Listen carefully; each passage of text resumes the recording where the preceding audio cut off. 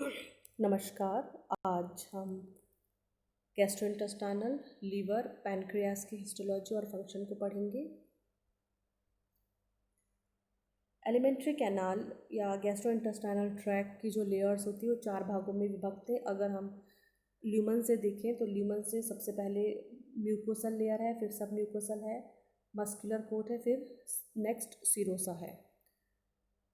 ये एक transfer section है गट का, जिसमें सब पूरा अच्छे से, बहुत ही अच्छे तरीके से वो लेबल्ड है। इसको मैक्सिमम करके देखा जाए तो ये म्यूकोसा लेयर की लाइनिंग है या एपिथेलियम है। इसके अंदर की तरफ ये लेमिना प्रोपेरा है, ये मस्कुलर पार्ट है। ये वाला हिस्सा सब म्यूकोसा का स्टार्ट हो गया है। सब म्यूकोसा के बाद ये है मस्कुलर लेयर और लास्टली ये है सीरोसा। अब एक एक को समझते हैं, पढ़ते हैं। जैसे कि म्यूकोसा संरचनात्मक रूप से 3 भागों में विभक्त है: epithelial, lamina propria, muscularis, mucosa. Epithelial lining जो होती है वो सिंपल भी हो सकती है और स्ट्रैटिफाइड भी होती है। सिंपल मतलब केवल एक लेयर, स्ट्रैटिफाइड मतलब बहुत सारे लेयर। जब एक के बाद एक एक लेयर बनती जाएगी तो जो सबसे नीचे वाली लेयर्स होती है वो बहुत फ्लैट हो जाती है। और माउथ और जो ईसोफेगस है उसमें इसी प्रकार की स्ट्रेटिफाइड स्क्विमोजल होती है, जो कि क्या करती है, जो हमारा फूड पार्टिकल्स होते हैं उसको आगे भेजने में बहुत ही हेल्पफुल रहती है। जबकि जो स्टमक और इंटेस्टाइन की एपिथेलियल लाइनिंग है वो कॉलमिनर और ग्लैंडुलर होती है, जिससे कि ये आराम से सिक्रीशन और एब्जॉर्प्शन का काम कर सके। अब नेक्स्ट लेना पड़ा, इसमें ब्लड वेसल्स पाई जाती हैं, नर्व्स पाई जाती हैं, लिम्फेटिक टिश्यू, ग्लैंड्स पाई जाती है। ये जो लेयर है वो म्यूकोसा को सपोर्ट प्रदान करती है। नेक्स्ट है मस्कुलर म्यूकोसा। इनमें बाहर की तरफ लॉन्गिट्यूडनल है और इनर जो है सर्कुलर मसल फाइबर्स होती हैं। इनके द्वारा स्मूथ मसल्स जो होती हैं ये दोनों, ये कॉन्ट्रैक्शन करके इसकी जो ल्यूमन की शेप है उसमें चेंजेस कर सकते हैं और करती भी है। सब म्यूकोसा सब म्यूकोसा में fat, fibrous connective tissue, large vessels और नर्व प्रेजेंस होती है। इनका जो मार्जिन होता है उसमें कुछ स्पेशलाइज्ड नर्व प्लेक्सेस होती हैं, जो कि सब म्यूकोसल प्लेक्सेस या मीजनर प्लेक्सेस कहलाती हैं। और इनकी जो सप्लाई है म्यूकोसा और सब म्यूकोसा दोनों में होती है। मस्कुलर लेयर की बात करें तो मस्कुलर में अंदर की तरफ सर्कुलर और बाहर की तरफ लॉन्गिट्यूडनल मसल्स होती हैं। ये वापस वही न्यूरल इनर्वेशन का काम करती हैं और कॉन्ट्रैक्शन, इनके कॉन्ट्रैक्शन से जो भी फूड होता है उसमें मैकेनिकल ब्रेकडाउन होता है और एक गति बनी रहती है। नेक्स्ट है सीरोसा। ये एक सिंपल एपिथेलियल वाला भाग होता है जिसको कि मीजोथीलिया भी कहते हैं। अब अगर आहार नाल के विभिन्न भागों को देखा जाए तो इनमें इसकी जो म्यूकोसा वाले पार्ट है उसमें कुछ कुछ डिफरेंस रहता है। और ये जो है ये स्टमक का वर्टिकल सेक्शन है, जिसमें ये चारों लेयर्स उपस्थित हैं, ये म्यूकोसा, ये सब म्यूकोसा, मस्कुलर और सीरोसा। म्यूकोसा में जो इसकी एपिथेलियल लाइनिंग है वो अंदर की तरफ धंस के बहुत अंदर तक जाती है और ग्लैंड जैसी संरचना बनाती है। इनमें विभिन्न प्रकार की कोशिकाएं होती हैं जो कि विभिन्न प्रकार के एंजाइमों का स्त्रवण करती हैं। नेक्स्ट है स्मॉल इंटेस्टाइन, जो कि डाइजेशन और एब्जॉर्प्शन में मेजर रोल प्ले करती हैं। इनकी अंदर बहुत सारे फोल्ड्स उपस्थित होते हैं और इन फोल्ड्स पर विलाई उपस्थित होती है।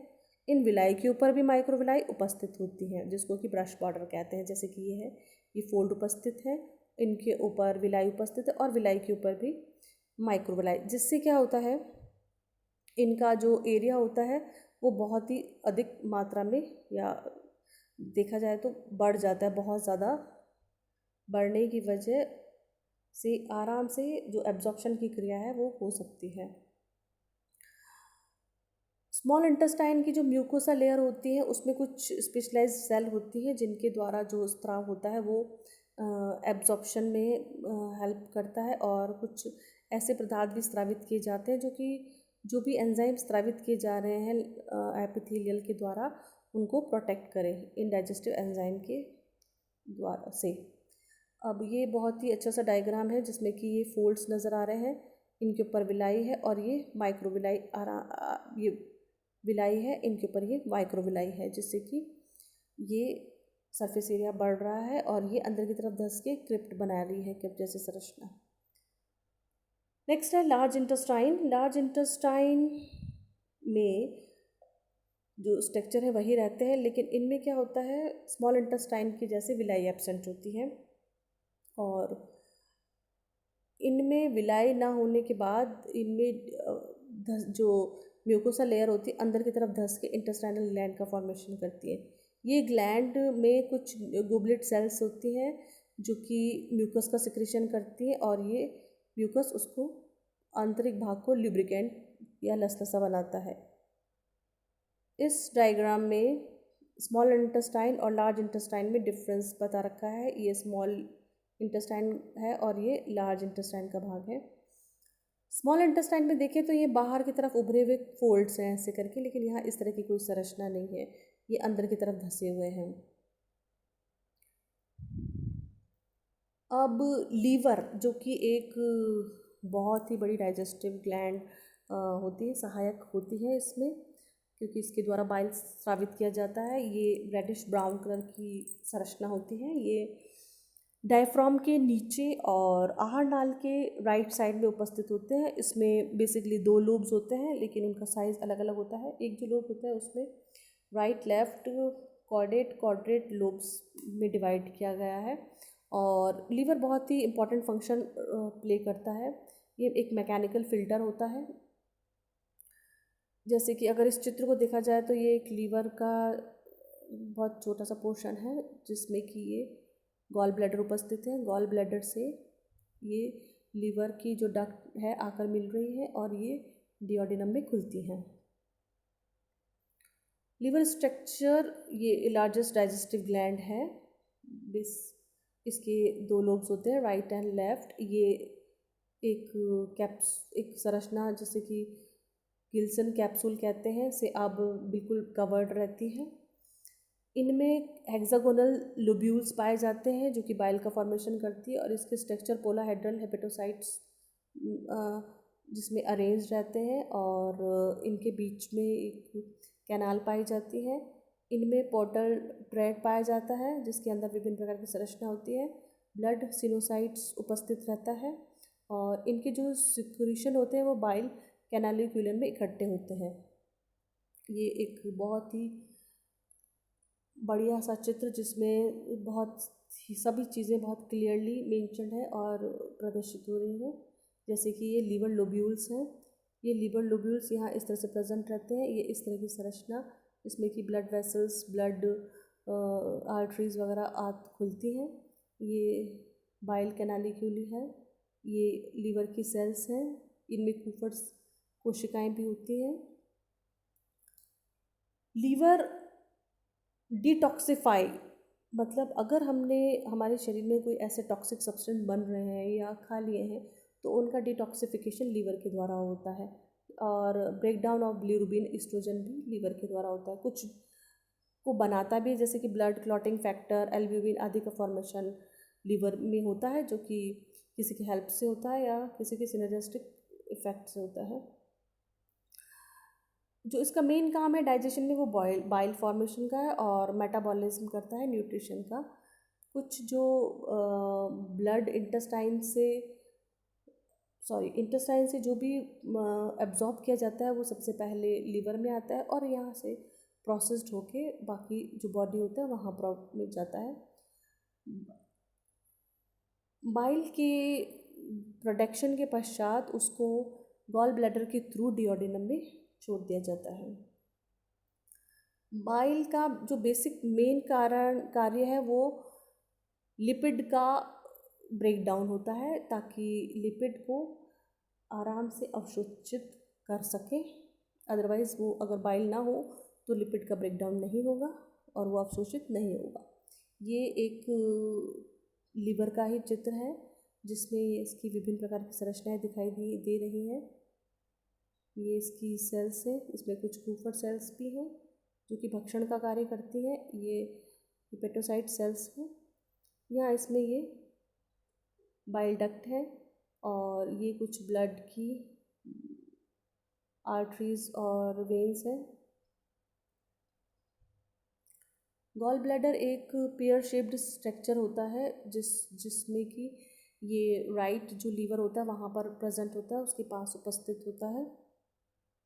इसका मेन फंक्शन जो होता है storage and concentration of bile होता है और इसके द्वारा ही जो एंजाइम है वो डिओडिनम तक पहुँच सकते हैं।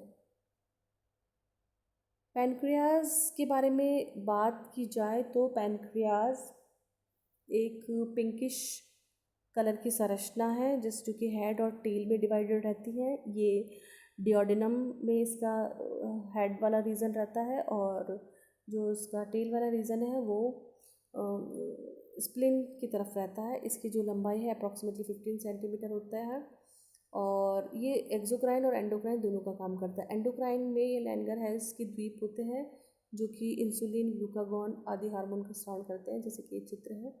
ये इसका इस तरह का स्ट्रक्चर है, ये डिओडिनम के बीच में स्थित है और ये इसकी एसिनाई है सब, ये लैंगरहैंस है।